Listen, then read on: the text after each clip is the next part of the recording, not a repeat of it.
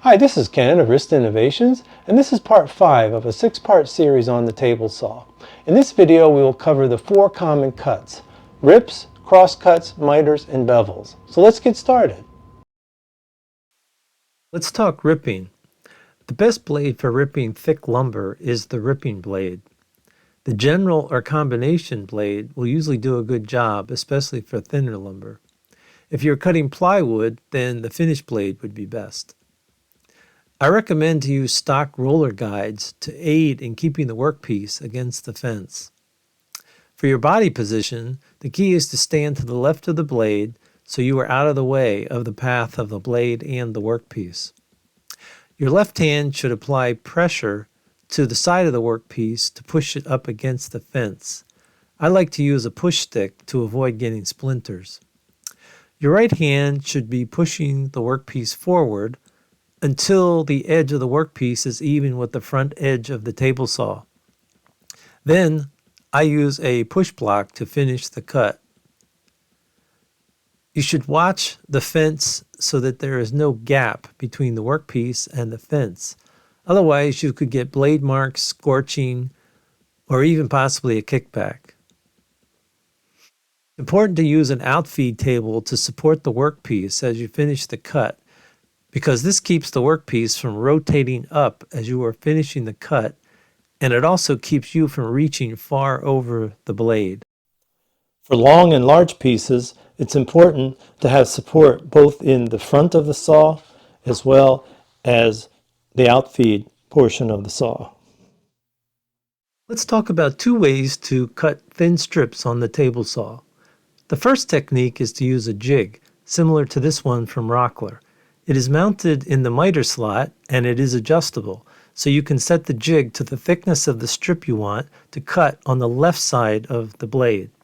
After each rip, you move the workpiece and the fence until the workpiece touches the jig and then repeat the cut. The second technique is to use a sacrificial push block to push the workpiece past the saw blade. You will need to make the push block large enough so that you won't allow your hands to be anywhere close to the saw blade. The blade will cut into the push block, so after many cuts, you will need to trim the bottom of the push block to remove the kerfs. So for cross-cutting, the best blade to use would be an 80-tooth crosscutter finished blade if you're concerned about tear out. You can also use a general purpose or combination blade if that's not as much of a concern. The simplest way to crosscut would be to use the humble miter gauge that comes with the saw. Many people add auxiliary fences to enhance the miter gauge, and let's talk about that. The advantage of using an auxiliary fence is that you can attach stop blocks to it, especially if you need to make repeated cuts. It also improves tear out because the fence supports the workpiece fibers during the cut. The other key thing is to use a zero clearance throat plate to minimize tear out on the bottom of the workpiece. You might think it's a good idea to use the fence as a stop block when you're cross-cutting, but that's a really bad idea because as you cut your piece, it's going to become loose and trapped inside there, and it's a really good chance that you're going to have a kickback. A better idea is to make a extended stop block. So this one is 10 inches to make it easy. So let's say that you wanted to cut a 2-inch wide piece. You would just set your fence for 12 inches and then you would clamp it. Now when you bring this forward, you have all this area here. There's no chance for you to get kickback. The other thing I'll point out is you want to make sure you clear your stop block before you get to the blade.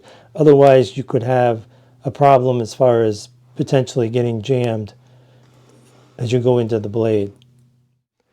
The question is if this is a good setup to use the fence to cross-cut this particular piece of wood. The dimensions of the piece is around 12 inches in this direction, and it's about 6 inches away from the blade. In my particular recommendation would be not to use the fence because my concern is that as I would be pushing this piece through, there's a good chance because of the length of the board that it could rotate and potentially cause a kickback.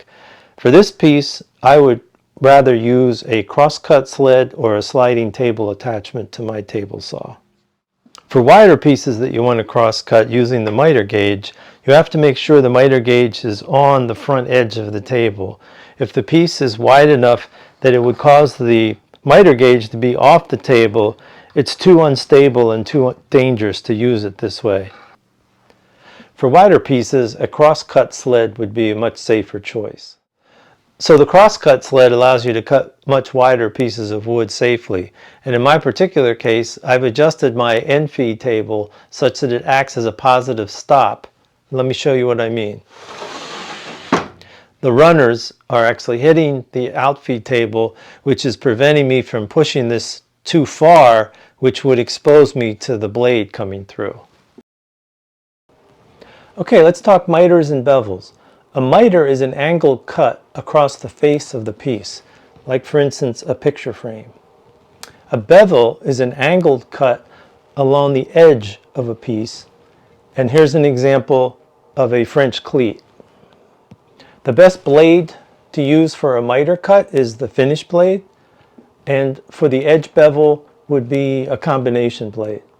So now let's go ahead and set up the miter gauge to be able to cut a miter. Typical miter gauges have positive stops at both 45 degrees as well as 90 degrees. In my particular case, I have a little flag here, and that's what the positive stop comes up against. So now we just need to adjust these set screws to make sure that they're at 45 degrees to cut this picture frame. Here I'm using a combination square to set the 45-degree angle between the blade and the miter gauge, and just making fine adjustments with that set screw I was just talking about. All right, let's cut the miter. A standard miter gauge can do a reasonable job, but if you want even more accuracy, I recommend buying an aftermarket miter gauge, for instance from Incra. Tell me more, mighty miter man. Not mighty. Just miter man. What, I can't have artistic license? I'm really finding it a hard time to get good help these days. So let's move on to bevels. In the first part of bevels, let's talk about the best way to set the table saw blade to the proper angle for a bevel. A great little tool is this magnetic angle gauge, and you basically zero it out on the table saw, and it has magnets that attach, and then you can set your angle accordingly.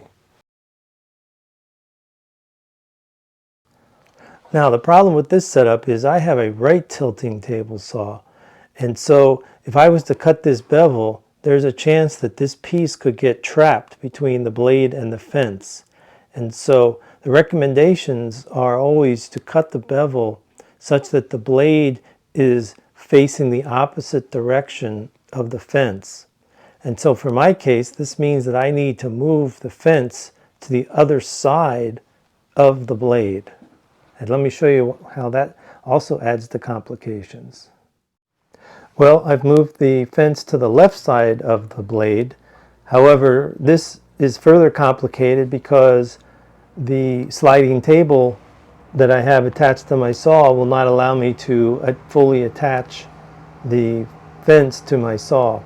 So this is another complication for my particular setup.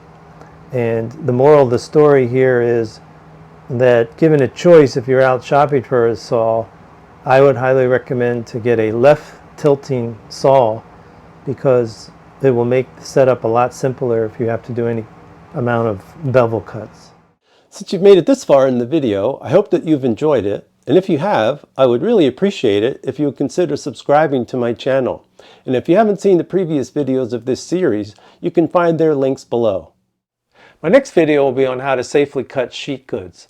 I'll address how to handle them safely on a table saw, how to break down the large sheets using either a portable saw or a track saw, and the benefits of a track saw. So please click the link.